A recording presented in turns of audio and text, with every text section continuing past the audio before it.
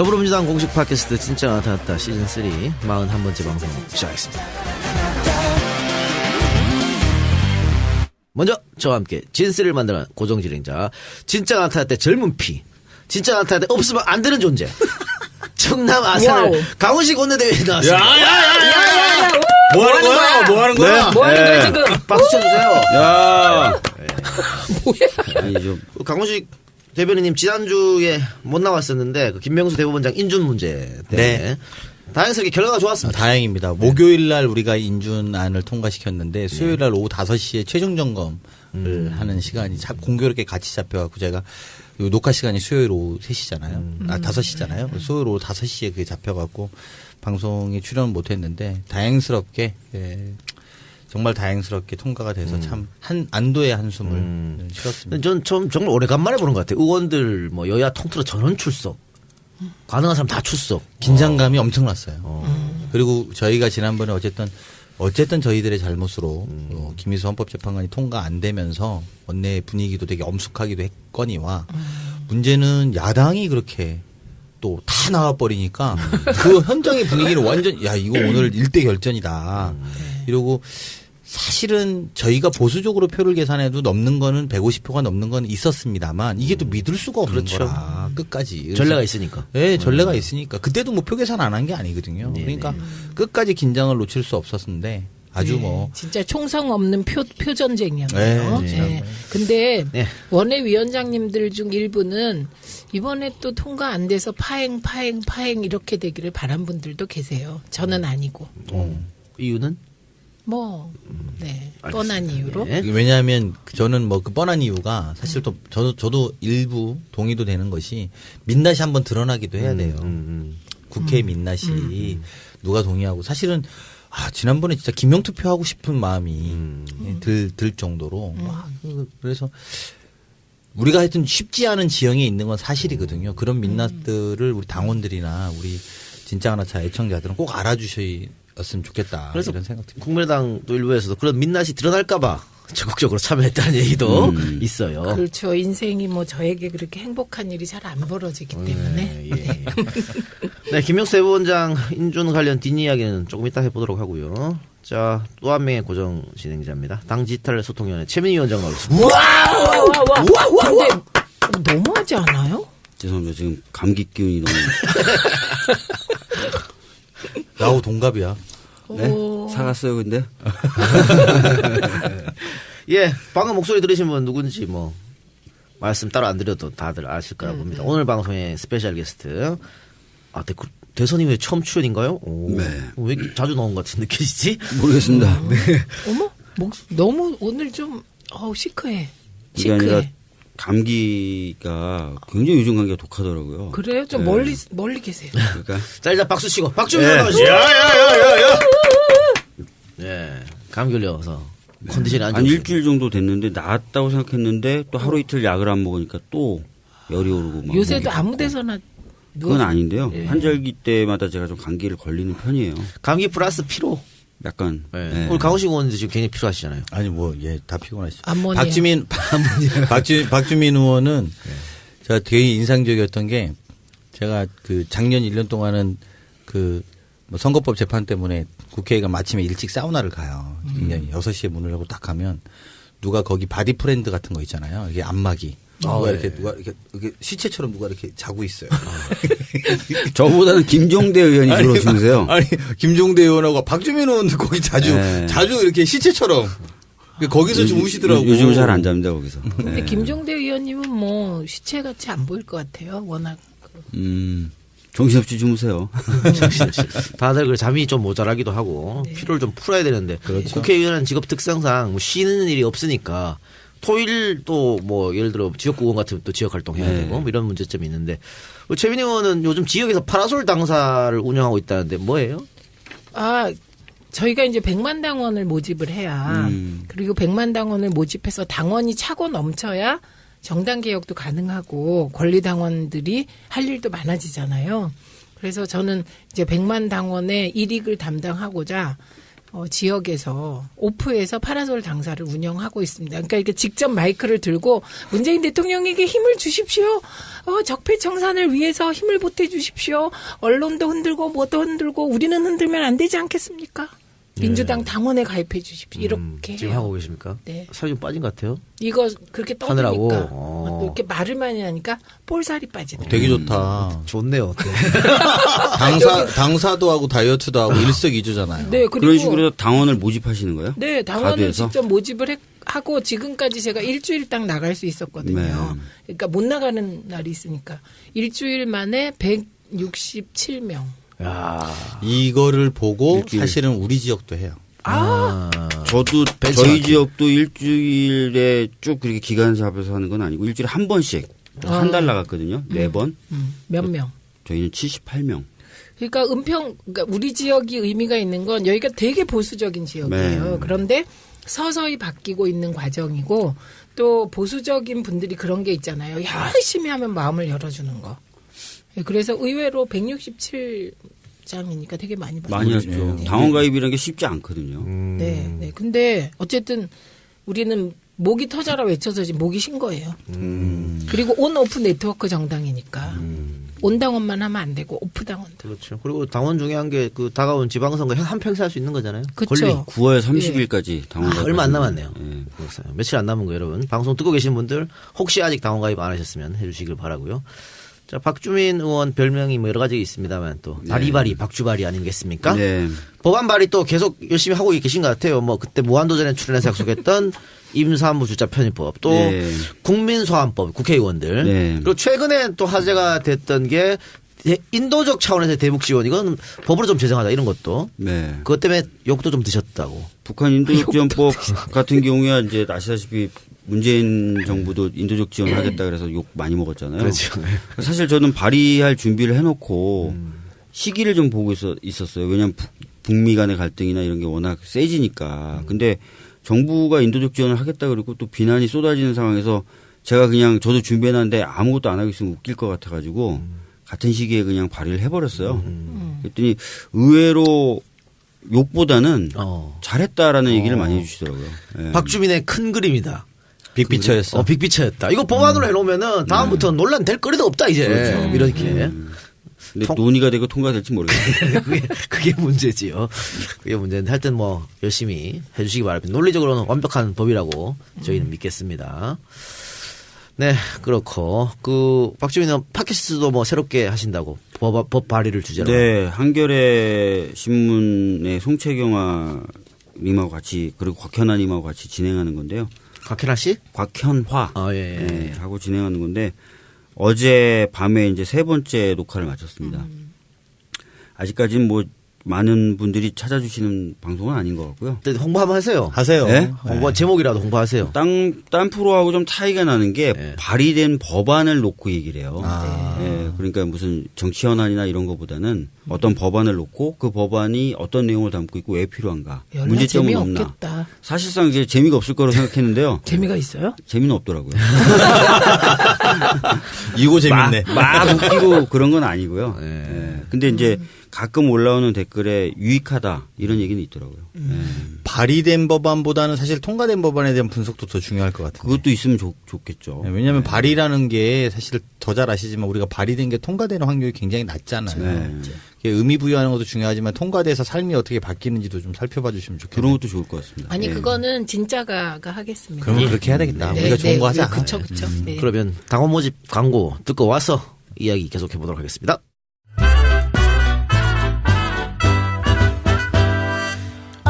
어서 와줘요. 세상을 바꾸는 강한 정당 더불어민주당의 당원이 되어주십시오. 정의가 강물처럼 흐르는 정의로운 사회, 모든 국민의 안전과 생명이 보호받을 수 있는 안전한 사회, 모든 국민이 서로 존중하면서 더불어 사는 사회, 새롭게 번영하는 나라, 평화로운 대한민국을 만드는데 뜻을 같이 하는 사람이라면 누구든지 당원이 될 수 있습니다.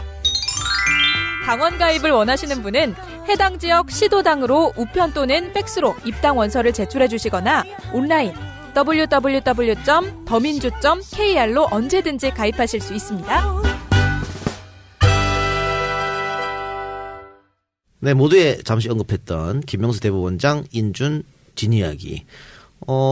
아까 뭐 시나리오 뭐 각자 다 짜봤을 텐데 우리 대변인님께서는 네. 이 정도쯤은 나올 거라고 판단했습니까?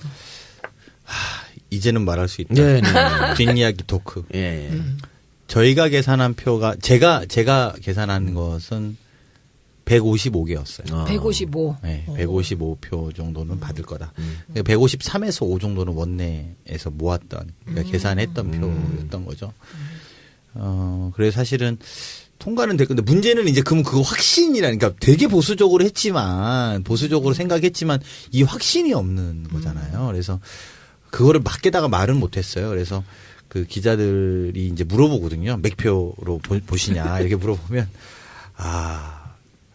한 표가 늘 부족하다는 생각으로 뛰고 있다. 뭐 이렇게밖에 말할 수 없는 상황이었어요. 그래서 그때 근데 참 그 우스갯소리로 뭐 우리 이제 그 보좌진들끼리 이제 뭐 배팅해라 뭐 몇 표냐 뭐 이런 이야기 하는데 많이 보는 사람도 사실은 160표 보는 사람은 없었습니다. 많이 보는 사람도 158구까지는 나온 이야기는 있어도 160까지는 정청래 의원이 160이라 했는데 정확히 맞았더라고요. 요즘 국회에 안 계셔서 감이 없는 거야. 감이 없어서. 감이 없어서 맞춘 거? 그럴 때 보면 굉장히 또 정확하시잖아요. 그렇지. 그렇죠. 네. 국회 감하고는 국회 안에 있으면 이제 반대로 매몰되는 단점이 있지만 밖에 있으니까 객관적으로 보셨을 수도 있고. 장기 뜰 때 호수 뜨는 사람이 더 잘한 거죠. 그렇지. 그런 것처럼 이제 그런 것도 있지만 그 안에 있는 사람들은 매몰돼서 그런지 몰라도 우리가 160개까지 말하는 분들은 없었어요. 그러니까 좀 쫄은 거죠. 쫄은 우리가. 거죠. 네. 그리고 이제 김희수 재판관에 대한 상처가 되게 커요. 네, 그래서 네. 그 되게 보수적이 될 수밖에 없는 거죠. 그럼 또 이제는 말할 수 있다. 그 언론에서 대통령 그리고 국회의장 원내대표 넥타이가 다 그 연두색 녹색 계통이어서 그 정도로 의지를 보여준 것이다. 그래서 뭐 다들 연락해서 맞추자 이랬을 것이다. 이런 얘기도 있던데 그건 아닙니다. 그건 아니고 우연이야 우연. 그러니까 우연히. 네, 그러니까 우연히 같았다는 게 더 중요하죠. 그게 간절함. 이심전심. 간절함. 서로 다 간절한 마음. 원내대표는 정말 그런 의미로 녹색을 한 거예요? 당연하지. 아이고. 그리고 그게 그 넥타이 자체가 그 고 김근태 의장이 유품이래. 유품이라 선물로 주신 건데 자기는 여기가 마지막이라는 생각으로 나온 거야. 본인은 이제 여기서 사실은 사실 그렇잖아요. 사실 이번에 김명수 후보자가 통과 안 됐으면 뭐 원내뿐만이 아니라 당 전체가 책임을 져야죠. 피하기가 어려운 상황이었고 본인이 제가 물어봤어요. 이거 무슨 넥타이냐 그랬더니 김근태 의장이 유품인데 네, 여기서 끝나면 다 끝나는 거 아니냐 사실 이렇게 하더라고요. 그래서 그런 마음으로 자기는 마지막 날 메고 나온 거예요. 그래서 셔츠는 파란색, 넥타이는 녹색이었어요 그날. 그래서 우리 당을 중심으로 넥타이를 메고 오는 마지막 넥타이, 유품의 넥타이를 메고 왔다 이렇게. 근데 그 전에 표결하기 전에 김동철 국민의당 원내대표가 우리 당 의원들 개별 접촉하라고 이런 거 하지 마라. 불쾌하다 이런 식으로 얘기했더라고요. 그게 이제 제가 볼 때는 그냥 사실은 이번에 참 저는 민주당 의원들이 대단하다고 느낀 것은 거의 전방위적으로 모든 의원들이 우리 여기 박주민 의원님도 그렇게 하셨겠습니다만 이게 참 부끄러운 이야기. 저는 제가 좀 친한 사람이 한 4-5명 있어서 4-5명은 알아보겠습니다. 근데 어떤 의원님은 17명을 알아본다. 40명 정당의 17명을 알아본 거예요. 만나서. 그래갖고 그 전날 제가 첩보를 입수해. 무슨 첩보를 입수하냐. 반대로 말하면 120명이 40명한테 전화를 하는데 한 사람이 17명까지 전화했으면 몇 통화를 받았겠어요. 네.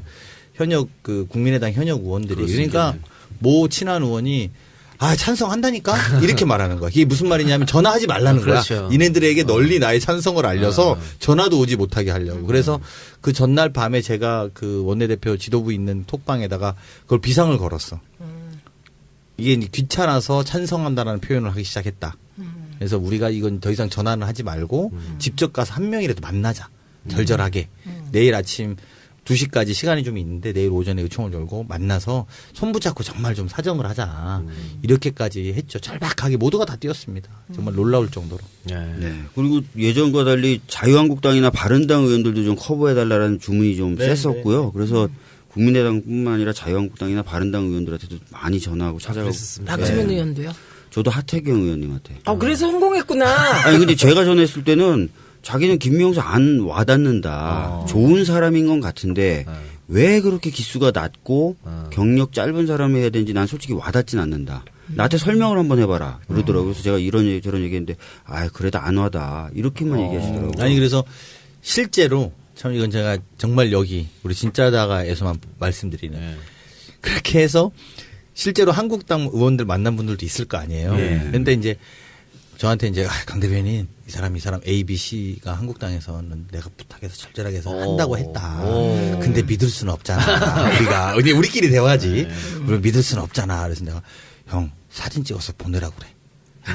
그렇게 이야기를 했어. 인증샷. 그래서 진짜 보내기로 실제로 했어요? 사진 찍은 분이 있어. 그래요? 그래서 이번에 표 중에 저는 국민의당 표는 언론 예측보다 조금 낮고 떨어지고, 그렇지. 자당에서 있어요. 넘어왔어요. 이탈표. 그리고 그러니까 국민의당이 뭐 마치 자기네들이 많이 찍어준 것 같지만 사실상 그러지 않을 수도 있다. 네, 에이, 그렇게 그럼 봤어요. 마치 본인 그러니까 이게 참 이렇게 해석하면 뭐 어떻게 되는지 모르겠지만 역설적으로 이게 표현이 좀 제가 거칠어서 죄송하지만 국민의당 장사를 잘한 거야.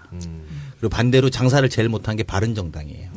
바른정당이 캐스팅보드 역할을 한다라고 했어도 그런 그렇죠. 역할과 충분히 네. 할 수 있었거든요. 그러니까 그런 면에서 보면 그런데 아까 말한 것처럼 자유한국당의 모 의원님이 그걸 찍어갖고 보내주신 거를 그 선배가 딱 받았는데 저한테 그 이제 중간에 어떤 모 의원이 그래서 야 내가 사진까지 받았어 이렇게 하고 딱 연락 왔길래 야 이거 한 표는 확실히 있구나. 그리고 났는데 끝나고 나니까 아까 말씀하신 하태경 의원이 난 찬성했다 이렇게 생기기도 했고 그리고 그분 김명수 후보자의 은근하게 뭐 어떤 내 누구라고 밝힐 수는 없는데 의원 중에 내가 신세를 좀 진 게 있다 이런 분들이 있었어요. 자당 바당에. 보수당에. 네. 그래서 그런 분들도 아마 그러니까 우리의 어떤 노력과도 무관하게 본인이 이 사람 신세지고 정말 공정한 판결이었다고 느낀 적이 있었다라는 그런 반응도 있었습니다. 자당의 그 부산구 출신 몇 명도 찬성했을 것이라는 얘기가 나오더라고요. 그래서 공개적으로 경고도 했었잖아요. 그런 거 그런 거 하면 안 된다고 자당 내선. 근데 아마 무시하기 쉽지 않았을 거예요. 하태경 의원도 한 번 더 생각해보면 그 부산 출신이잖아요. 지역구가. 또 그것도 무시 못했을 거예요.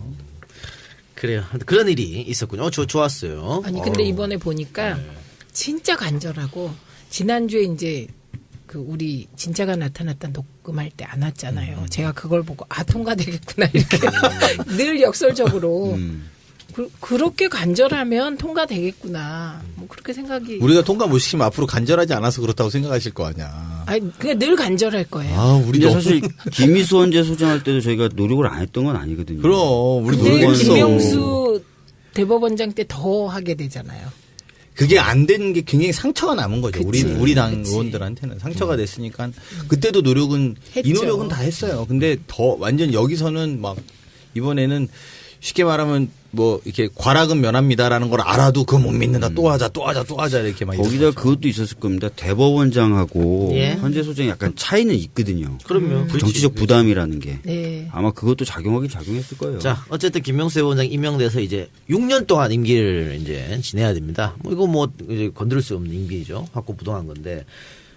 박주민 의원님, 이 네. 김명수 대법원장이 취임식도 했습니다. 그래서 개혁도 얘기했는데 우리가 어떤 점을 바라면 좀 좋을까요? 사실 지금까지 사법부 내 문제점이라고 많이 지적되어 왔었던 것은 대법원장 예. 그리고 대법원장을 도와준 법원행정처를 중심으로 한 피라미드 구조였거든요. 근데 이 김명수 대법원장은 이 피라미드 구조를 해체시킬 가장 적합한 인물로 꼽혀왔던 사람이에요. 평상시 행동도 말도 그랬고 특히나 춘천지방법원장일 때 춘천지방법원을 운영한 방식 자체가 판사들에게 굉장히 많은 권한을 주는 일선 판사들에게 굉장히 많은 권한을 주는 방식이었거든요. 그런 방향의 개혁이 이루어질 것 같습니다. 근데요, 이게 국민적 입장에서 보면 그냥 보통 사람은 우리가 유전 무죄, 무전 유죄 예. 요 등식이 깨지는 게 사법개혁으로 비춰져요. 그렇게 하겠죠. 예. 기대를 해보고요. 뭐 이거는 우연일 수도 있겠습니다만 하여튼 김명수 대법원장이 취임하고 나서 그 MB 국정원 여러 가지 사건들 이거 계속해서 영장이 기각됐었거든요. 기각되다가 그런데 이번에 또 발부가 돼가지고 이거 뭐 김명수 효과인가 뭐 이런 주장도 있는데 어떻게 생각하세요? 지금 사실은 바로 그렇게 영향을 미친다고 보기는 좀 보기는 어려울 텐데 이런 건 있을 것 같아요. 이번에 김명수 대법원장의 임명과 또 그것을 둘러쌌던 국민들의 열망을 보면은 판사들이 국민들이 진짜 이걸 바라는구나라고 생각을 할 수는 있었을 것 같아요. 그러니까 김명수 대법원장이 직접 무슨 지시를 했다거나 그런 것 같지는 않은데 아마 그런 분위기를 보고 판사들이 조금 더 심사숙고하지 않았나 이런 생각이 듭니다. 그리고 그런 국민적 영향은 좀 받으셔도 됩니다. 그리고 그러면 이제 거의 그 대통령의 어떤 인사는 거의 끝이 난 거죠, 이제? 그러면 이제 아직도 많이 남았어요. 아직 많이 남았으니까? 아직도 많이 남았고, 왜냐하면 우리가 지금 큰 틀에서만 이제 인사가 됐다라고 볼 수 있는데, 사실 제가 이번에 국감 준비하면서 많이 느끼는 것이지만, 이제 우리가 위에 한 분씩 정도 앉힌 거예요. 대한민국 전체로 보면. 그러니까 뭐 제가 맡고 있는 해당 상임이라든지 협회나 기관들 보면 아직 밑에는 지난 9년간 승승장구 해왔던 사람들이 생각해 보세요. 지금 가령 제가 뭐 어떤 부처라고 말할 수는 없지만 모든 부처가 마찬가지겠죠. 지금 국장 하시는 분들은 그대로죠. 뭐 과장이거나 네, 네. 뭐 또는 뭐 그 밑에 주무관일 때부터 승승장구한 거예요. 지난 맞아요. 보수 정권에서. 그리고 보수 정권의 은덕으로 지금 와서 이 장관이든 누가 왔지만 본인한테 익숙한 옷과 틀과 방향은 과거 정권의 방향이었다라는 거거든요. 그래서 이게 전체적인 사회적인 분위기 또 지지층들의 응집들이 계속 끊임없이 이어지면서 동시에 또 이제 아마 문재인 정부는 좀 더 개방형 모집들 많이 하지 않겠어요? 주변에 그런 분들도 좀 적극적으로 응시해서 곳곳에서 다 좀 이렇게 변화를 만들어내야 된다 이런 생각이. 그러니까 사실 오늘 저희가 법사위를 하면서 좀 놀랐었어요. 예. 왜냐하면 기재부 공무원들이 자유한국당을 엄청나게 아, 찾아가고 그거 오늘 난리 났었어요. 네, 그래서 이 법안 막아달라, 저 법안 막아달라라고 다 얘기하고 다닌 거예요. 저희 쪽에는 찾아오지도 않고. 그래서 그래서 지금 기재부가 지금 기재부 공무원들이. 네, 기재부가 네. 가장 지금 과거의 잔재가 많이 남아 있는 걸로. 그러니까요. 그래서 뭐 심사 보고서에도 다 재정 당국이 부정적 의견입니다. 그리고 저쪽 자유한국당 의원들도 재정 어떻게 할 거냐 다 이걸 들고 나와서 본회의에 못 올라가게 해버리는 거예요. 그래서 알고 봤더니 기재부 공무원들이 그렇게 뻔질나게 자유한국당 의원실들을 방문했다는 거예요. 그러니까 황당하죠. 저희가 여당이잖아요. 그러니까 예. 우리 국정기획자문위원회 때도 그랬습니다. 제가 오늘 올라온 거 하나 보고를 보여드릴게요. 우리 원내 비공개에 있는 이제 실무자가 올린 거예요. 초등학교 과일 급식법은 대통령의 공약 사항인데 기재부가 반대. 교육부는 하면 된다는 논리로 방어하고 있으나 교육부는 재원이 없잖아요. 예. 돈은 기재부가 지고 있거든요. 그래서 재원이 없고 또 교육부의 실무진들은 시행할 의지가 없다는 거예요. 그렇게 보고 올라오는 거예요. 그러니까 실무진도 강력하게 가서 막 기재부 공무원들을 설득하고 이래야 되는데 그것도 또 미비하고 또 기재부도 그러니까 아니 뭐 대통령 공약이고 뭐고 이게 지금 관심이 없는 거예요. 자기네들이 지금까지 익숙한 아까 말한 것처럼 지난 9년간 익숙해져 있던 이 틀과 체제를 바꾸는 것 자체가 불편한 거예요. 그래서 이것뿐만 아닙니다. 뭐 농업소득법과 관련해서는 기재부가 상임위 심사 단계에서 의견이 없다고 했다가 법사위에서는 반대 의견. 그러니까 이게 왜 더 신기한 게 해당 상임위 때는 기재부가 입을 다물고 있는 거예요. 그러고 나서 법사위에 와서 그렇게 법사위에서 잡으면 되니까. 법사위 가가지고 위원장이 예. 자유한국당이니까. 그러니까 저희들이 오늘 굉장히 다들 황당했던 게 무슨 법 꺼낼 때마다 다 기재부가 안 된다 그랬다. 기재부가 안 된다 그랬다. 이렇게 얘기하는 거예요. 우리 저희는 내용도 모르고 여당 의원들은.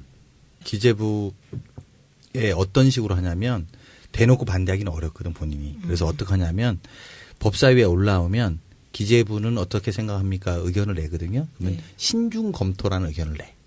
그리고 야당 의원한테 가서 반대하라고 하는 거야. 이렇게 플레이를. 야. 야, 진짜 그러니까 그 행태가. 그리고 네. 특히 대통령님 공약사항에 대해서 집중적으로 반대해요. 맞아요. 지금 그런 그게요, 상황. 이거예요. 그 통신요금 인하는 전 국민적 관심사잖아요. 그럼 데이터 요금 인하하려면 와이파이를 공격적으로 깔아야 돼요. 공용 와이파이를. 그러면 공용 와이파이를 고등학교에 깔기로 했거든요. 그러면 예산이 편성돼야 되잖아요. 예산에서 삐걱거리는 거예요. 기재부가 또. 네. 이것도 뭐 인사적폐 이럴 수도 있겠네요. 예. 네. 그럼 이것도 개혁이 시급할 것 같은데 그 국회 협조를 받아야 할 인사 문제는 이제 거의 없는 거죠 이제. 하나 남았죠. 중소기업 벤처. 벤처부 장관도 있고. 예. 근데 뭐 그건 인사청문회만 통과하면은 네. 인사청문회만 치르면 네. 대통령이 되는 거라서. 임명을 강행하면 뭐 국회가 표결해야 될 사람은 없죠 이제. 내년에 대법관들 바뀔 때 대법관은 표결하죠. 대법관 관은 원장만 할 거예요. 동의를 구하고요. 대법관은 그냥 인사청문회만 합니다. 근데 거듭 말씀드리지만 우리가 머리 하나 바꿨다고 달라지는 게 아니에요. 그럼요. 이거 꼭 명심했으면 좋겠습니다. 알겠습니다. 다른 주제 한번 가봅시다. 박근혜 정권이 아니고 이명박 정권의 지금 국정원 적폐 이슈가 연일 하룻밤 자고 일어나면 새로운 게 지금 드러나고 있습니다. 그래서 사찰공화국이다. 사찰공화국이었다. 과거형이죠. 그런 얘기까지 나오고 있는데 블랙리스트뿐만이 아니고 화이트리스트까지 나오고 있는 실정입니다. 그래서 어제 압수수색까지 벌였죠. 그 자유한국당 비례대표 지금인 신보라 의원이 대표를 지냈던 청년 우파 단체하고 정부 지원을 받아 간제 데모 벌였던 여러 가지 단체 압수수색도 벌였었는데 그 박주민 의원이 지난 총선에서 싸웠던 후보 네. 최홍재 대표적인 뉴라이트 계열 인사죠. 그 사람도 관련이 돼 있다는 얘기가 나오고 있어요. 신보라 의원이 사실은 최홍재라는 분의 선거 당시에 선거 사무장의 부인이에요. 아. 그리고 이 최홍재라는 분의 동생이 당시 새누리당 공천심사위원이었습니다. 예. 최공재? 최공재. 아. 그래서 청와대 최홍재님은 청와대에 계셨어. 신보라 씨가 7번인가 받았을 텐데. 7번. 굉장히 앞선 번호를 받았죠. 네. 입김을 미친 게 아닌가 이런 얘기까지 나오고 있어요. 사실 그래서 작년 국감에서 제가 한번 문제 제기한 적이 아, 있는데요. 그랬습니까? 보수단체 쪽에 활동을 할 때, 정말 정부 편을 많이 드는 행동들을 많이 했었어요. 정부의 비판적인 판사를 상대로 콕 집어가지고 탄원서를, 의견서를 내는 거예요, 법원에. 그 판사 좀 어떻게 하라고 이런 식으로. 그러니까 원래 청년단체가 어떤 지방법원의 판사가 무슨 판결했다 이거 신경 안 쓰잖아요. 근데 그걸 딱 내고 이런 식의 행동들을 해가지고 저희가 냈던 그 의견서를 좀 달라 그랬더니 그건 안 된다 그래서 못 받아봤는데 그런 약간 좀 이상한 네. 모습들이 보였었죠. 근데 이번에 거기도 국정원 지원 받았다는 거잖아요. 그렇습니다. 예, 예. 그렇기 때문에 제가 그거 보고 이런 생각을 했어요. 지금 그 소위 진보 개혁 쪽에 청년 단체나 시민 단체는 인생을 걸고 민주주의와 통일을 위해서 희생하면서 그렇죠. 일궈온 거 아닙니까? 네네. 그런데 그 반대에 있는 관제 청년 단체는 진짜 땅 짚고 헤엄치기식으로 이렇게 단체를 운영하고 그 단체에서 뭔가를 하고는 비례대표 받고 이러니까 그 박근혜 정부가 저렇게 된 겁니다. 그러니까 국정농단 정권의 국정농단 정당이었던 거잖아요. 그래서 사실은 그러니까 국정은 안 하고 국정농단만 하는. 네. 국정 운영이 아니야. 국정농단 정당은. 예, 그러니까 청년 단체까지 농단한 조차도. 거죠. 예. 그러니까 우리는 이념을 위해서 움직이고 활동한다면 저쪽은 100% 이득을 위해서 그렇죠. 우리는 이념과 가치.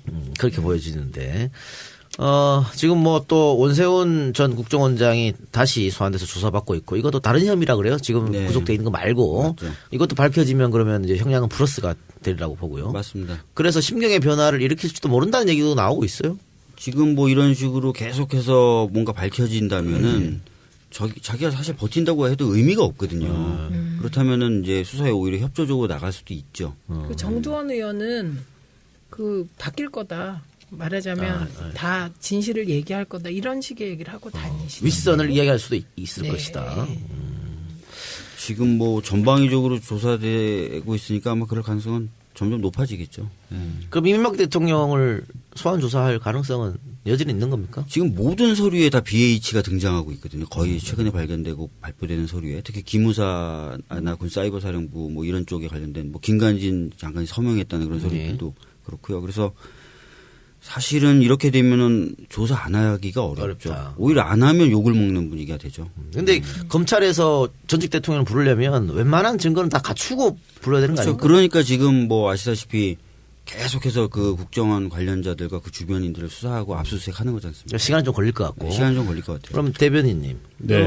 지금 자유한국당에서는 계속 또 바른정당 일부 이것을 뭐 적폐청산이 아니고 정치 보복 프레임으로 씌워가지고 몰아가려고 하고 있거든요. 민주당 대응은 어때요 그러면?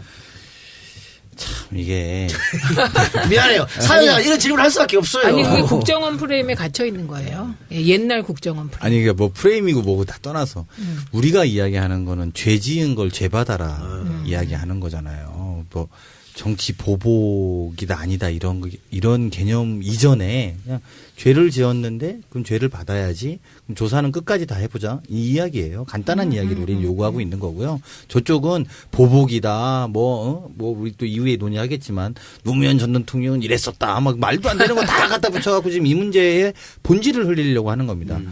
죄를 지은 사람 아니 생각을 해보세요. 지금 저는 난 염치가 없는데 자기들이 그렇게 우상화처럼 받들었던 박근혜 대통령은 감옥을 갔잖아요. 그렇잖아요. 예. 그리고 그 감옥을 가는데 1등 감옥을 가는데 있어서 또는 자기가 이전에 이명박 대통령이라고 그렇게 모셨던 사람들의 이제 실체가 막 드러나는 거잖아요. 그러면 당연히 범죄를 저질렀던 사람들의 단순히 그 한 사람이 아니라 여러 사람들이 연관되는 게 네. 상식적인 이야기인 거거든요. 어떻게 대통령 혼자 범죄를 다 저질렀겠어요. 그걸 집행하고 이행하고 동의하고 작전도 짜고 이런 사람들이 있었을 거 아닙니까? 그러면 줄줄이 나오는 게 상식이에요. 거기까지가 우리가 해야 되는 적폐청산인 것이고 그리고 그 과정을 밟는데 와 적폐청산이라는 이름으로 보복을 하고 있다. 아니, 보복은 뭐 하긴 근데 보복했다라는 거 보면 핍박했다라는 걸 인정을 하긴 하는 거죠. 그렇죠. 그리고 저는 뭔가 한계 이렇게 있어요. 생각해요. 뭔가 한계 있으니까 보복이라고 하는 거 아니야. 그치. 그분들은 생각이 이런 거예요.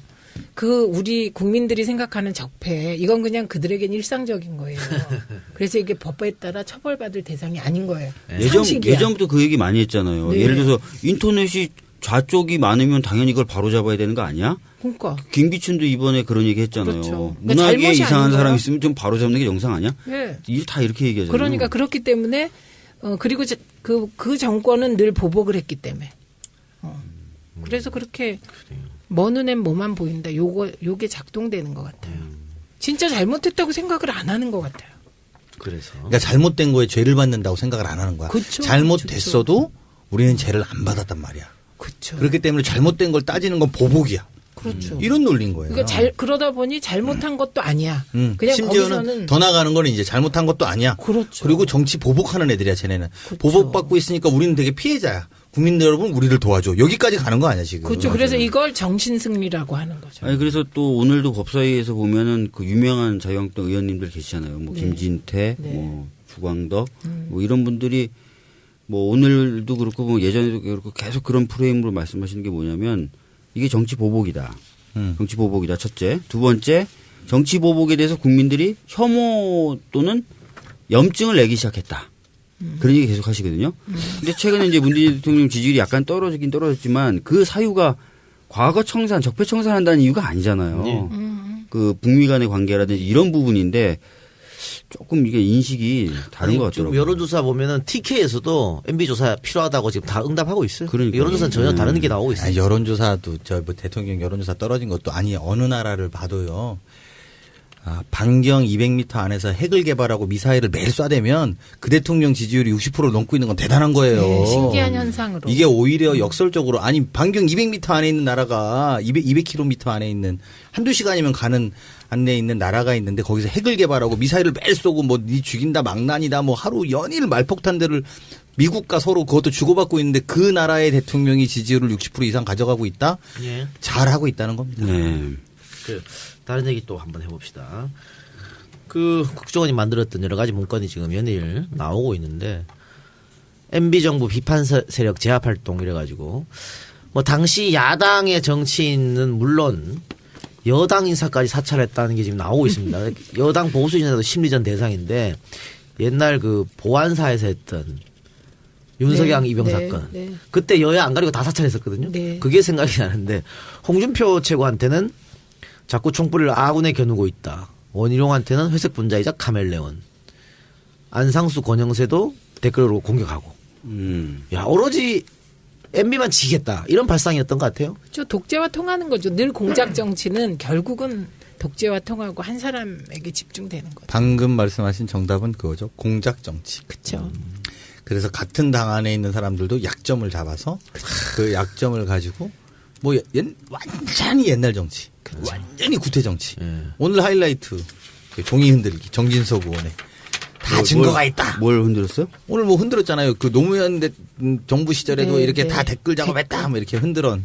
아니 솔직히 자유한국당 의원님들은 그 문재인 대통령 취임 100일 기자회견 때 고마워요 문재인 다음에 실시간 1위로 걸리니까 댓글 공작이라고 그랬잖아요. 그 사람들의 네. 네. 수준이죠. 예. 그러니까 이게 국가가 관여해서 하는 거하고 일반 시민들이 완전 하는 것도 다른 구분 거죠. 잘 못하시고. 그렇죠. 그러니까 그런 일이 가능하지 않은 거예요. 머릿속에 자유한국당 경험이 분들 없는 생각 거지. 속엔 예. 돈 안 주는데 댓글 단다. 이게 이상한데? 없는 거죠. 이상한. 종이 흔들었다고 하니까 생각나네. 옛날에 정영근 의원이 DJ 비자금 있다고 증거가 있다. 디스켓. 그러면서 A4를 내밀었는데 그 디스켓을 찍은 종이에요. 그게 그 디스켓인지 어떻게 알아. 그래서 증거 있다고 자기들은. 그랬더니 이 수법은 여전하군요.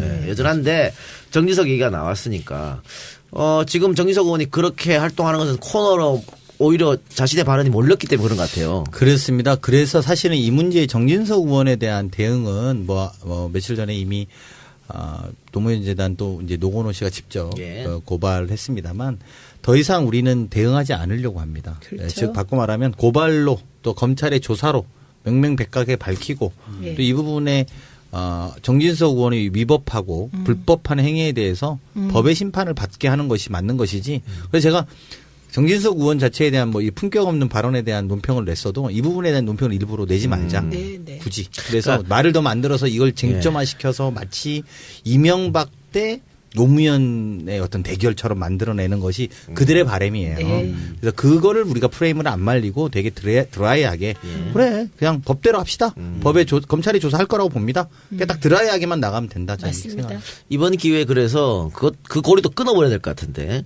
색깔론은 이제 안 먹히잖아요. 네. 그게 더 이상 안 하잖아요. 못 하잖아요. 맞네요. 색깔론이 사라지고 네. 있네요. 색깔론을 근데 다른 이상하지 않아요? 공성회를 한다 그러더라고요. 좀 이상하지 않아요? 지금 북한이 핵 개발해갖고 이게 한반도 위기 상황에서 색깔론이 안 먹혀요. 그게 국민들이 이제 그게 아니라는 걸 알았던 거고. 네. 근데 노무현 대통령 끌어들이는 것도 자기들이 정치적으로 불리하면 항상 끌어들였거든요. 네. 근데 그것도 이제는 안 안 통한다는 먹혀요. 거를 이번 기회에 보여줘야 되는 거예요. 그렇죠. 다시는 못하지 이런 짓을. 그러니까 오늘 제가 오전에 이제 전새누리당 의원하고 토론회를 하는데 계속 이제 얘기를 하는 겁니다. 노무현 전 대통령님 얘기를. 그래서 저는 그거에 대한 답은 하지 않고 계속 MB에 저 물타기입니다. 그리고 MB를 왜 소환해야 되는지를 계속 얘기하는 겁니다. 잘하셨어요. 예, 그래서 그런 식으로 하다 보니 나중에는 이제 이 MB에 대한 소환 요구는 현재고 저들이 끌어들이려고 하는 노무현 대통령님은 과거 저 기억 아픔이잖아요.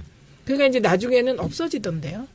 그래, 더 못하던데. 거기서 뭐 예를 들어서 뭐 또 변명한다고 하면 더 저쪽 의도대로 끌려가는 거니까. 네. 잘하신 그래서 거고. 의도가 예. 명백한 것 같다. 그러면은 박주민 의원님, 네. 정진석 의원 같으면은 이제 뭐 사자 명예훼손 이런 걸로 이제 고발 고소된 거죠. 네. 허위사실 유포. 예. 권양수 여사에 대한. 아마 사자 명예훼손일 거예요. 그 사자 명예훼손이고 권양숙 여사님에 대해서 그냥 허위 사실 적시에 의한 명예훼손이 될 것 같은데요.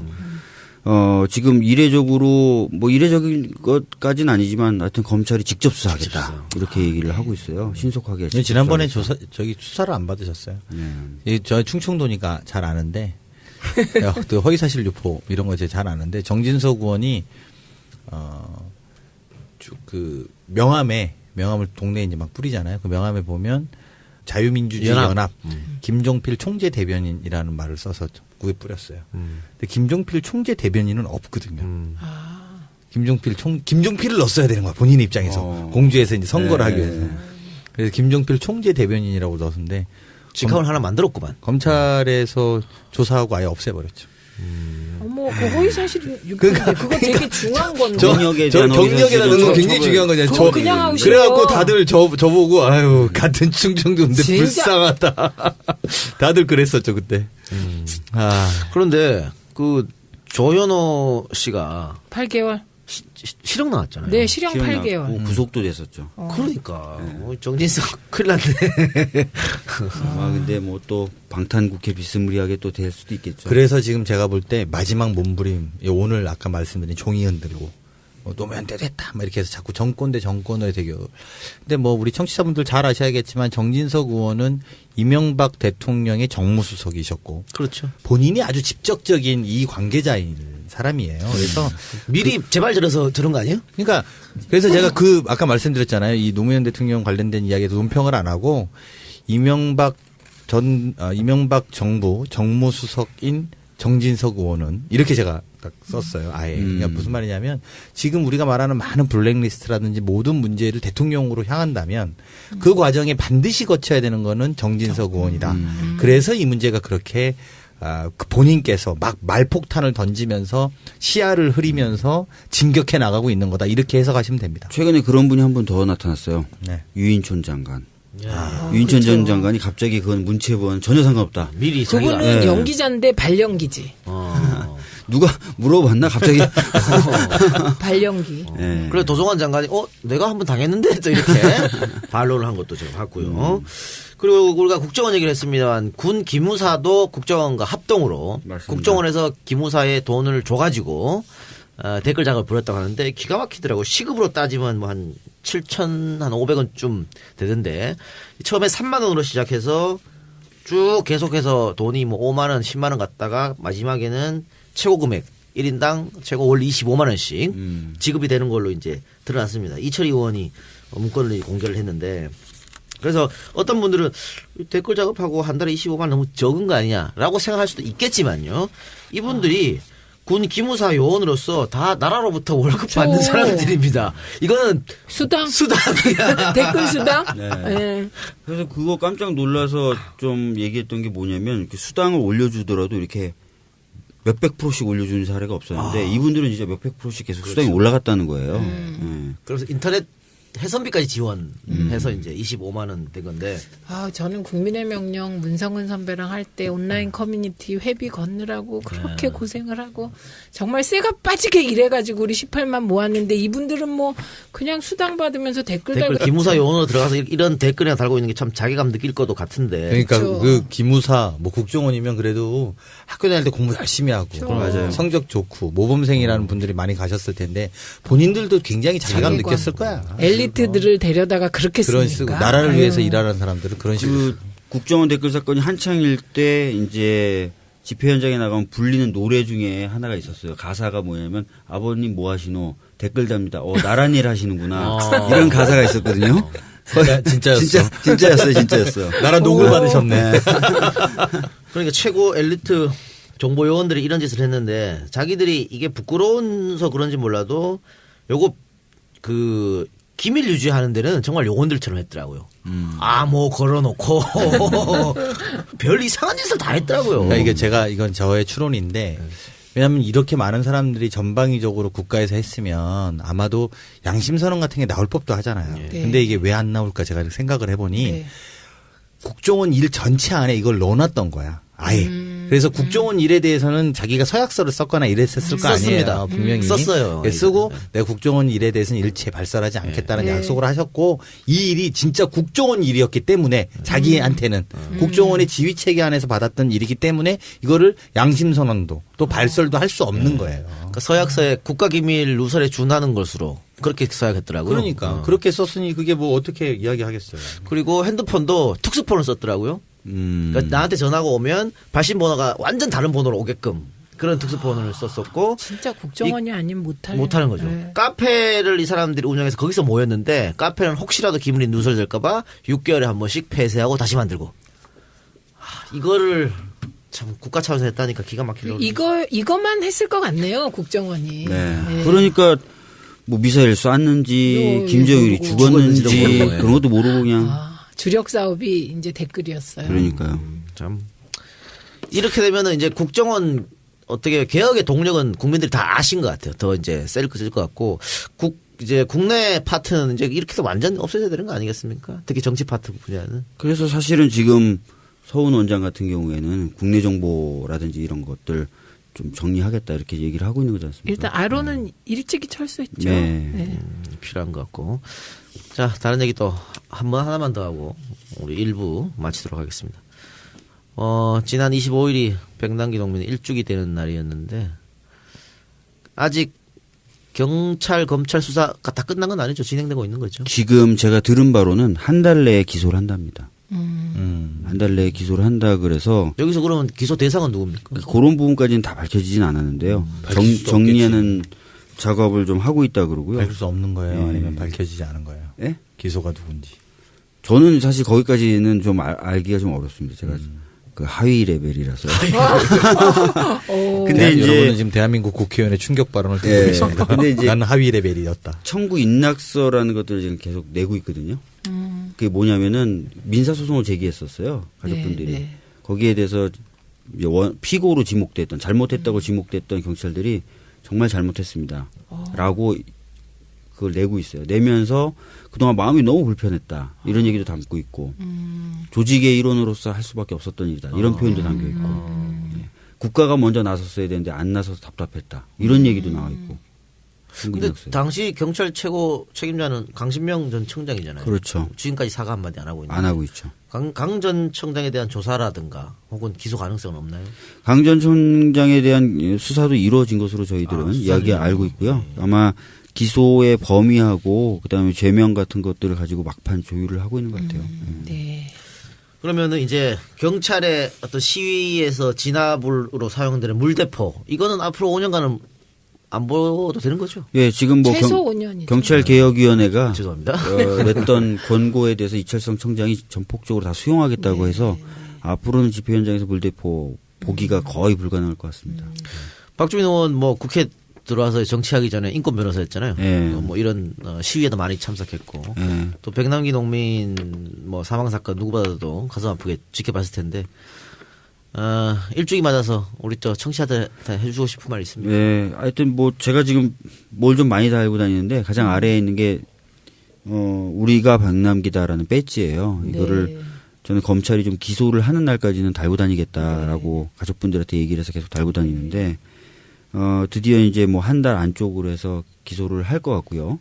특히 대통령님도 이 사건에 굉장히 관심이 많으셔서 철저히 진상규명한 다음에 백서까지 만들어라라고 얘기를 하셨다 그래요. 그러니까 가족분들이 원하는 수준의 수사나 진상규명은 이루어질 것이라고 봅니다. 그러면 그 서울대에서 그 당시에 뭐 그 문제 있었지 않습니까? 예, 강제부검. 예, 진료 뭐 기록서, 네, 진료 진단서 기록에 이런 거. 그분들도 다 조사가 이루어진 건가요? 글쎄요, 그 부분은 이제 사실 백남기 어르신의 그 경찰과 관련된 직접적인 부분은 아니거든요. 그래서 그 부분은 좀 다른 궤로 좀 봐야 될 것 같습니다. 외압이 있었나 없었나도 궁금하긴 한데. 그죠? 그래서 예전에 그렇고. 이제 특검이 한번 서울대 병원 한번 했었잖아요. 왜냐면은 최순실이나 이쪽하고의 의료 게이트라고 하는 부분과 관련돼서 그러면서 약간 그 백남기 어르신의 어떤 그런 부분도 봤던 것으로 저도 알고 있는데 따로 뭐 더 특별하게 수사가 되거나 그런 건 아닌 것 같습니다. 그게 되게 궁금했어요. 그렇죠. 그죠? 네. 서울대 병원의 이상한 대응 행태. 사인도 막 바꾸고 세상에 사람이 죽었는데 사인이 지금 원래 거 그다음에 바꿨던 거 다시 돌아온 거 이런 식으로 된 거잖아요. 이해가 안 되는 부분이에요. 예, 네. 이해가 안 돼서 그리고 박주민 의원님 이 백남기 어르신 사망 사건은 이게 그 굉장히 관심이 많아야 되는 영역임에도 불구하고 또 상대적으로 대중적인 광범위한 관심은 좀 그 다른 건에 비해서 떨어져 있었거든요. 근데 이제 앞으로 한 달 정도의 기소가 된다고 하더라도 그때까지 좀 끝까지 예, 그 배지도 달고 다니시고 네. 좀 끝까지 네. 책임지시기 바랍니다. 알겠습니다. 고위에 있는 배지는 뭡니까? 나비 모양. 이거는 세월호. 세월호. 가족분들이 중에 이제 매듭을 직접 배우시는 분이 있는데요. 분들이 계신데 그분들이 직접 만들어주신 매듭입니다. 예. 최빈 의원도 세월호 팔찌를 아직도 하고 계시니까. 세월호 문제는 그럼 요것만 얘기하고 마칩시다. 세월호 문제는 지금 어떻게? 아시다시피 지금 선체조사위원회는 지금 활동을 하고 있어요. 그래서 선체조사위원회가 차량에서 발견된 블랙박스라든지 이 영상들을 복원하고 있고 GPS 플로터라든지 이런 최후의 세월호의 위치라든지 이런 것들을 밝힐 자료들 계속 복원해 내고 있습니다. 그리고 전방위적으로 조사할 이기 특조위는 작년에 법을 발의해서 신속처리 안건을 지정을 해놨고 올해 11월 20일이 되면 딱 330일이 됩니다. 그래서 11월 23일부터 열리는 본회의에는 언제든지 상정될 수 있도록 되어 있거든요. 그래서 현재까지는 국민의당이나 야당 다른 정의당 같이 처음에 신속처리 안건 지정에 동의했던 당들하고는 긴밀히 이야기하면서 준비해 나가고 있습니다. 그러니까 이렇게요. 국회에 박주민 의원이 있다는 게 굉장히 감사하다. 이 얘기 들으면서 막판까지 잘 돼야 돼요. 아니, 막판에 그러니까 또 갑자기 막판까지 김희수 잘 재판관 되도록 꼴라면 노력을 안 해야 돼요. 되는데 예. 어쨌든 이렇게 끝까지 진짜 진실하고 절실하고 간절하게 예, 세월호나 백남기 어르신 문제를 끌고 가는 국회의원이 있다는 게 되게 고맙다. 네. 이런 생각이 드네요. 감사합니다. 총선 전에 박주민 의원 국회의원 한 번만 하고 안 한다는데 생각을 바꾸시기 바랍니다. 현재까지는 크게 이제 생각이 변화가 없는데요. 네. 좀 있다가 바뀌게 될 수 있다면 뭐 저로서도 행복하겠죠. 네네네. 알겠습니다. 그냥 국회의원 한 번 하고 국무총리 하세요. 매기는 것 같은데 왠지. 자, 그러면 여기서 1부 마치고요. 박주민 의원이 이후 일정이 있어서 1부까지만 하고 저희는 2부에서 여러분들 다시 찾아뵙겠습니다. 진짜가 나타났다 시즌3 41번째 방송 마치고 저희는 2부로 돌아오겠습니다. 여러분들 대단히 고맙습니다. 수고하셨습니다. 감사합니다. 네, 수고하셨습니다.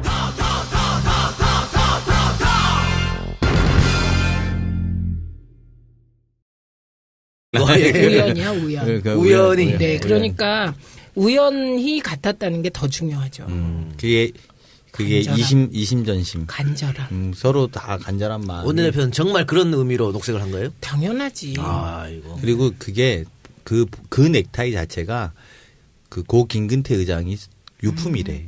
유품이라 선물로 주신 건데 자기는 여기가 마지막이라는 생각으로 나온 거야. 본인은 이제 여기서 사실은 뭐 사실 그렇잖아요. 사실 이번에 김명수 후보자가 통과 안 됐으면 뭐 원내뿐만이 아니라 당 전체가 책임을 져야죠. 피하기가 어려운 상황이었고 본인이 제가 물어봤어요. 이거 무슨 넥타이냐 그랬더니 김근태 의장이 유품인데 네, 여기서 끝나면 다 끝나는 거 아니냐 사실 이렇게 얘기하더라고요. 그래서 그런 마음으로 자기는 마지막 날 메고 나온 거예요. 그래서 셔츠는 파란색, 넥타이는 녹색이었어요 그날. 그래서 우리 당을 중심으로 넥타이를 메고 오는 마지막 넥타이, 유품의 넥타이를 메고 왔다 이렇게. 근데 그 전에 표결하기 전에 김동철 국민의당 원내대표가 우리 당 의원들 개별 접촉하라고 이런 거 하지 마라. 불쾌하다 이런 식으로 얘기했더라고요. 그게 이제 뭐 제가 볼 때는 그냥 그 사실은 이번에 그 참 저는 민주당 의원들이 대단하다고 느낀 것은 거의 전방위적으로 모든 의원들이 우리 여기 박주민 의원님도 그렇게 하셨겠습니다만 이게 참 부끄러운 이야기. 저는 뭐 제가 좀 친한 사람이 한 4-5명 있어서 4-5명을 알아보겠습니다. 그런데 어떤 의원님은 17명을 알아본다. 40명 정당에 17명을 알아본 거예요. 찾아 만나서. 그래갖고 그 전날 제가 첩보를 입수해. 무슨 첩보를 입수하냐. 반대로 말하면 120명이 40명한테 전화를 하는데 한 사람이 17명까지 전화했으면 몇 통화를 받았겠어요.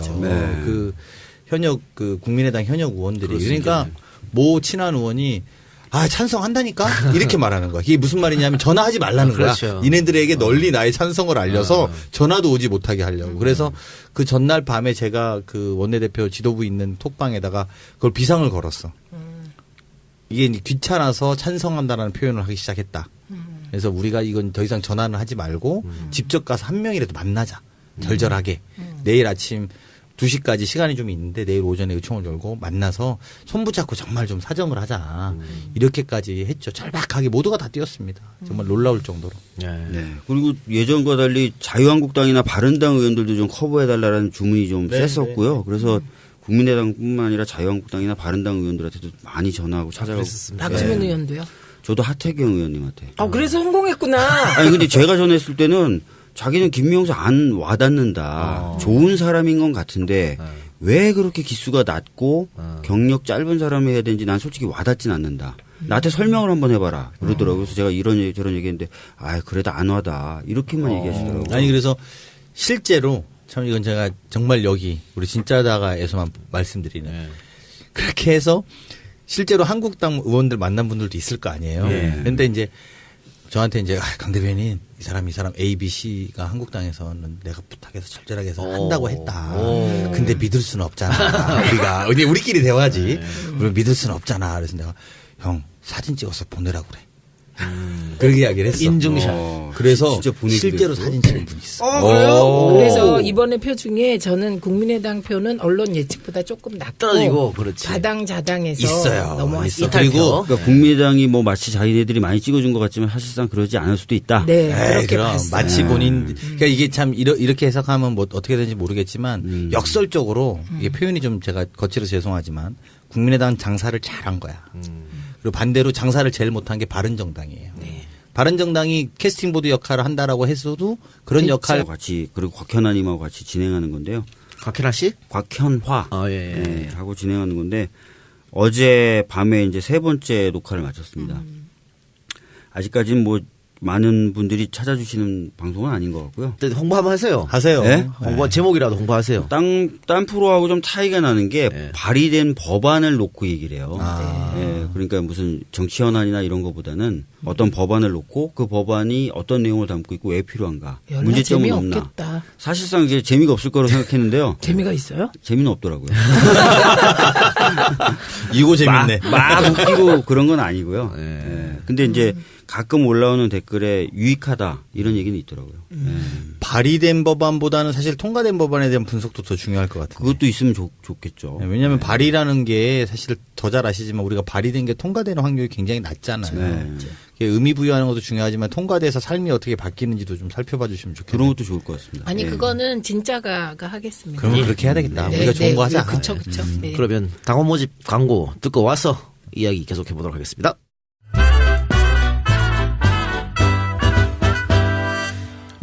어서 와줘요. 세상을 바꾸는 강한 정당 더불어민주당의 당원이 되어주십시오. 정의가 강물처럼 흐르는 정의로운 사회. 모든 국민의 안전과 생명이 보호받을 수 있는 안전한 사회. 모든 국민이 서로 존중하면서 더불어 사는 사회. 새롭게 번영하는 나라. 평화로운 대한민국을 만드는데 뜻을 같이 하는 사람이라면 누구든지 당원이 될 수 있습니다.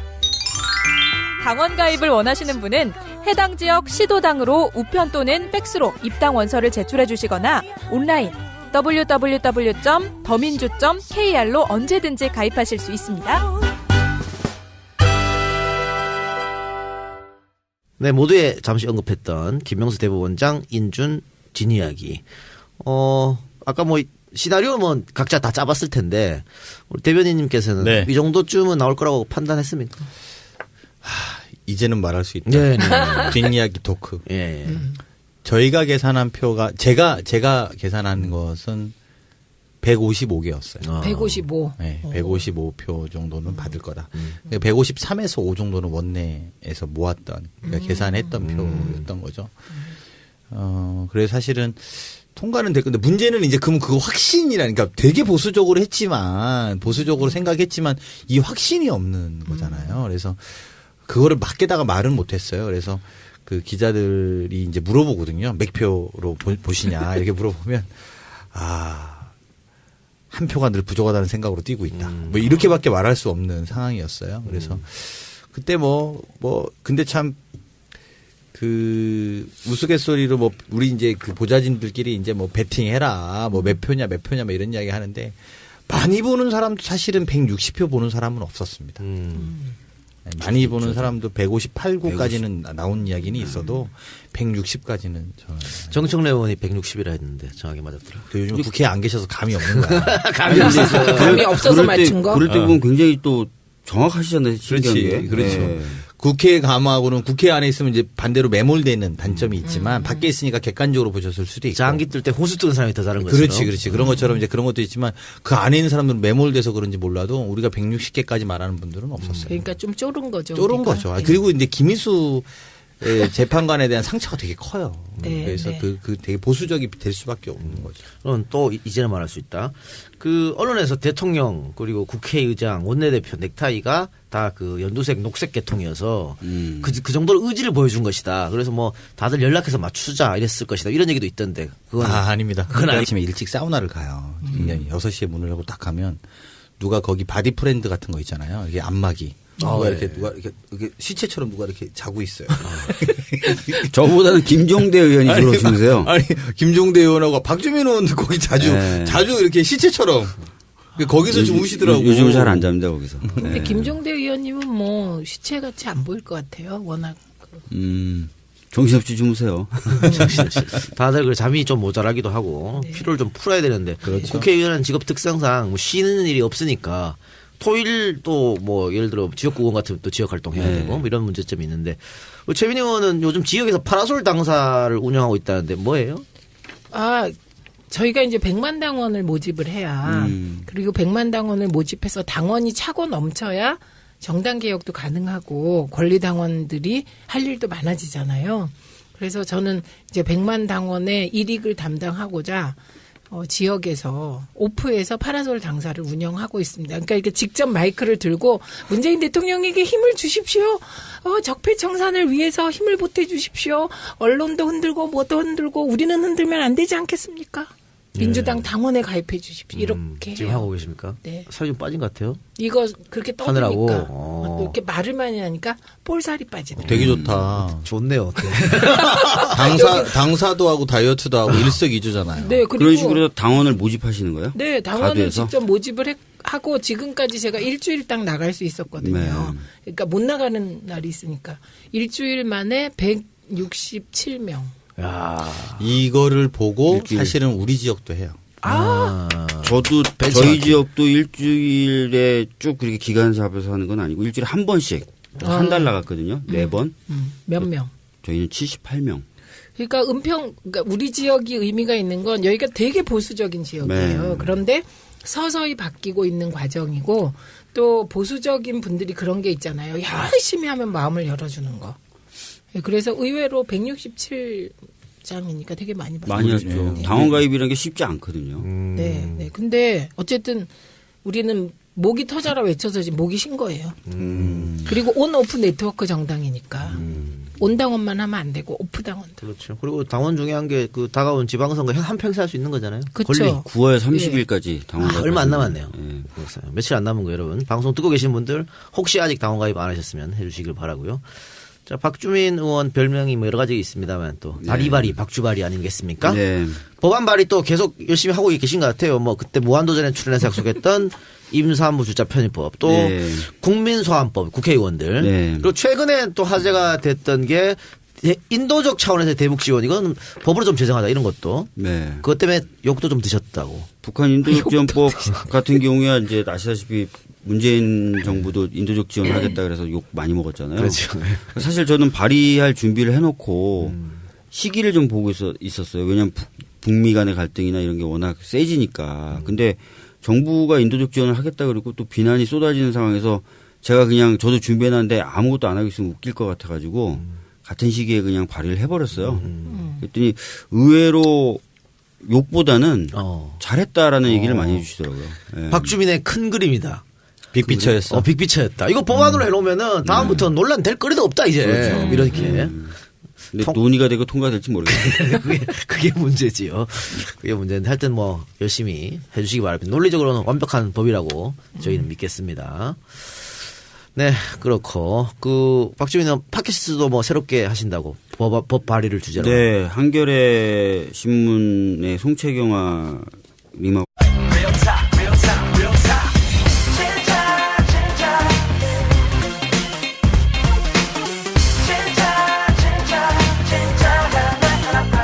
더불어민주당 공식 팟캐스트 진짜 나타났다 시즌 3 41번째 방송 시작하겠습니다. 먼저 저와 함께 진스를 만드는 고정진행자, 진짜 나타났다 젊은 피, 진짜 나타났다 없으면 안 되는 존재, 청남 아산을 와우. 강훈식 원내대회에 나왔습니다. 야야야야! 뭐 하는 거야? 뭐 하는 거야? 뭐 하는 거야 지금? 박수 쳐주세요. 야 뭐야? 아니죠. 강훈식 대변인님 지난주에 못 나왔었는데 그 김명수 대법원장 인준 문제 때문에 네. 다행스럽게 결과가 좋았습니다. 다행입니다. 목요일 날 우리가 인준안을 통과시켰는데 수요일 날 오후 5시에 최종 점검을 하는 시간이 공교롭게 같이 잡혀갖고 제가 요 녹화 시간이 수요일 오후 3시잖아요. 5시잖아요. 수요일 오후 5시에 그게 잡혀갖고 방송에 출연을 못했는데 다행스럽게 정말 다행스럽게 통과가 돼서 참 안도의 한숨을 쉬었습니다. 전 정말 오래간만에 보는 것 같아요. 의원들 뭐 여야 통틀어 전원 출석. 가능한 사람 다 출석. 긴장감이 엄청났어요. 그리고 저희가 지난번에 어쨌든 저희들의 잘못으로 김희수 헌법재판관이 통과 안 되면서 원내 분위기도 되게 엄숙하기도 했거니와 문제는 야당이 그렇게 또 다 나와버리니까 그 현장의 분위기는 완전 야 이거 오늘 일대 결전이다 이러고 사실은 저희가 보수적으로 표를 계산해도 넘는 거는 150표가 넘는 건 있었습니다만 이게 또 믿을 수가 없는 거라 끝까지. 그래서 전례가 있으니까. 네, 전례가 있으니까 그때도 뭐 표 계산 안 한 게 아니거든요. 그러니까 끝까지 긴장을 놓칠 수 없었는데 아주 네, 뭐 진짜 총성 없는 표전쟁이었네요. 네, 네. 근데 네. 원외위원장님들 중 일부는 이번에 또 통과 안 돼서 파행 이렇게 되기를 바란 분들도 계세요. 저는 아니고. 이유는? 뭐, 네. 뻔한 이유로. 네. 왜냐하면 저는 뭐 그 뻔한 이유가 사실 또 저도 일부 동의도 되는 것이 민낯이 한번 드러나기도 해야 돼요.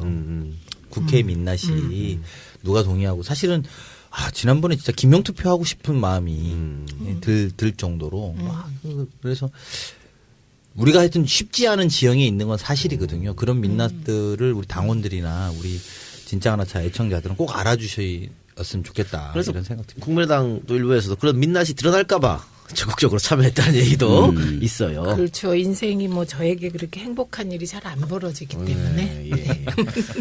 네, 김명수 대법원장 인준 관련 뒷이야기는 조금 이따 해보도록 하고요. 자, 또 한 명의 고정 진행자입니다. 당 디지털 소통위원회 최민희 위원장 나오겠습니다. 근데 너무하지 않아요? 죄송합니다. 지금 감기 기운이 너무. 나하고 동갑이야. 네? 사갔어요, 근데? 예, 방금 목소리 들으신 분 누군지 뭐 말씀 따로 안 드려도 다들 아실 거라고 봅니다. 오늘 방송의 스페셜 게스트 대선이 왜 처음 출연인가요? 오, 네. 왜 이렇게 자주 나온 것 같은 느낌이지? 모르겠습니다. 어머? 너무 오늘 좀 시크해. 이게 아니라 시크해. 감기가 굉장히 요즘 감기가 독하더라고요. 그래요? 좀 네. 멀리 계세요. 그러니까 자, 일단 박수 치고 박주민 예. 나와주시죠. 야야야야야. 예, 감기 걸려서 컨디션이 안 한 좋으시고. 일주일 정도 됐는데 나았다고 생각했는데 또 하루 이틀 약을 안 먹으니까 또 열이 오르고 막 요새도 목이 아무 붓고. 데서나 그건 아닌데요. 예. 환절기 때마다 제가 좀 감기를 걸리는 편이에요. 감기 플러스 피로. 약간. 예. 네. 오늘 강호식 의원도 지금 굉장히 필요하시잖아요. 아니 다 피곤하시죠. 암모니아. 박주민 의원은 제가 되게 인상적이었던 게 제가 그 작년 1년 동안은 그 뭐 선거법 재판 때문에 국회가 마주가 충분히 네. 할 수 있었거든요. 그러니까 그런 면에서 보면 그런데 아까 말한 것처럼 자유한국당의 모 의원님이 그걸 찍어갖고 보내주신 거를 그 선배가 딱 받았는데 저한테 그 이제 중간에 어떤 모 의원이 그래서 야 내가 사진까지 받았어 이렇게 하고 딱 연락 왔길래 야 이거 한 표는 확실히 있구나. 그리고 났는데 끝나고 나니까 아까 말씀하신 하태경 의원이 난 찬성했다 이렇게 생기기도 했고 그리고 그분 김명수 후보자의 은근하게 뭐 어떤 내 누구라고 밝힐 수는 없는데 의원 중에 내가 신세를 좀 진 게 있다 이런 분들이 있었어요. 자당바당에. 보수당에. 네. 그래서 그런 분들도 아마 그러니까 우리의 어떤 노력과도 무관하게 본인이 이 사람 신세지고 정말 공정한 판결이었다고 느낀 적이 있었다라는 그런 반응도 있었습니다. 자당의 그 부산고 출신 몇 명도 찬성했을 것이라는 얘기가 나오더라고요. 그래서 공개적으로 경고도 했었잖아요. 그런 거 하면 안 된다고 자당 내선. 근데 아마 무시하기 쉽지 않았을 거예요. 하태경 의원도 한 번 더 생각해보면 그 부산 출신이잖아요. 지역구가. 또 그것도 무시 못했을 거예요. 그래요. 그런 일이 있었군요. 좋았어요. 아니 근데 이번에 보니까 진짜 간절하고 지난주에 이제 그 우리 진짜가 나타났다 녹음할 때 안 왔잖아요. 제가 그걸 보고 통과되겠구나 이렇게 늘 역설적으로 그렇게 간절하면 통과되겠구나. 뭐 그렇게 생각이. 우리가 통과 못 시키면 앞으로 간절하지 않아서 그렇다고 생각하실 거 아니야. 아니 그냥 늘 간절할 거예요. 근데 사실 김희수 헌재 소장할 때도 저희가 노력을 안 했던 건 아니거든요. 그럼 우리 근데 노력은 김명수 대법원장 때 더 하게 되잖아요. 그게 안 된 게 굉장히 상처가 남은 거죠. 그치. 우리 당 그치. 의원들한테는 상처가 됐으니까 그때도 노력은 했죠. 이 노력은 다 했어요. 근데 더 완전 여기서는 막 이번에는 쉽게 말하면 뭐 이렇게 과락은 면합니다라는 걸 알아도 그거 못 믿는다. 또 하자 이렇게 막 거기다 이랬었죠. 그것도 있었을 겁니다. 대법원장하고 예. 헌재 소장이 약간 차이는 있거든요. 그럼요. 그 정치적 부담이라는 게. 네. 아마 그것도 작용했을 거예요. 자, 어쨌든 김명수 대법원장 임명돼서 이제 6년 동안 임기를 이제 지내야 됩니다. 뭐 이거 뭐 이제 건드릴 수 없는 임기죠. 확고부동한 건데. 박주민 의원님, 이 네. 김명수 대법원장이 취임식도 했습니다. 그래서 개혁도 얘기했는데 우리가 어떤 점을 바라면 좀 좋을까요? 사실 지금까지 사법부 내 문제점이라고 많이 지적되어 왔었던 것은 대법원장 예. 그리고 대법원장을 도와준 법원행정처를 중심으로 한 피라미드 구조였거든요. 네. 근데 이 김명수 대법원장은 이 피라미드 구조를 해체시킬 가장 적합한 인물로 꼽혀왔던 사람이에요. 평상시 행동도 말도 그랬고 특히나 춘천지방법원장일 때 춘천지방법원을 운영한 방식 자체가 판사들에게 굉장히 많은 권한을 주는 일선 판사들에게 굉장히 많은 권한을 주는 방식이었거든요. 그런 방향의 개혁이 이루어질 것 같습니다. 근데요, 이게 국민적 입장에서 보면 그냥 보통 사람은 우리가 유전 무죄, 무전 유죄 예. 요 등식이 깨지는 게 사법개혁으로 비춰져요. 그렇게 하겠죠. 예. 기대를 해보고요. 뭐 이거는 우연일 수도 있겠습니다만, 하여튼 김명수 대법원장이 취임하고 나서 그 MB 국정원 여러 가지 사건들 이거 계속해서 영장이 기각됐었거든요. 기각되다가 그런데 이번엔 또 발부가 돼가지고 이거 뭐 김명수 효과인가? 뭐 이런 주장도 있는데 어떻게 생각하세요? 지금 사실은 바로 그렇게 영향을 미친다고 보기는 좀 어려울 텐데 이런 건 있을 것 같아요. 이번에 김명수 대법원장의 임명과 또 그것을 둘러쌌던 국민들의 열망을 보면은 판사들이 국민들이 진짜 이걸 바라는구나라고 생각을 할 수는 있었을 것 같아요. 그러니까 김명수 대법원장이 직접 무슨 지시를 했다거나 그런 것 같지는 않은데 아마 그런 분위기를 보고 판사들이 조금 더 심사숙고하지 않았나 이런 생각이 듭니다. 그리고 그런 국민적 영향은 좀 받으셔도 됩니다. 그리고 그러면 이제 거의 그 대통령의 어떤 인사는 거의 끝이 난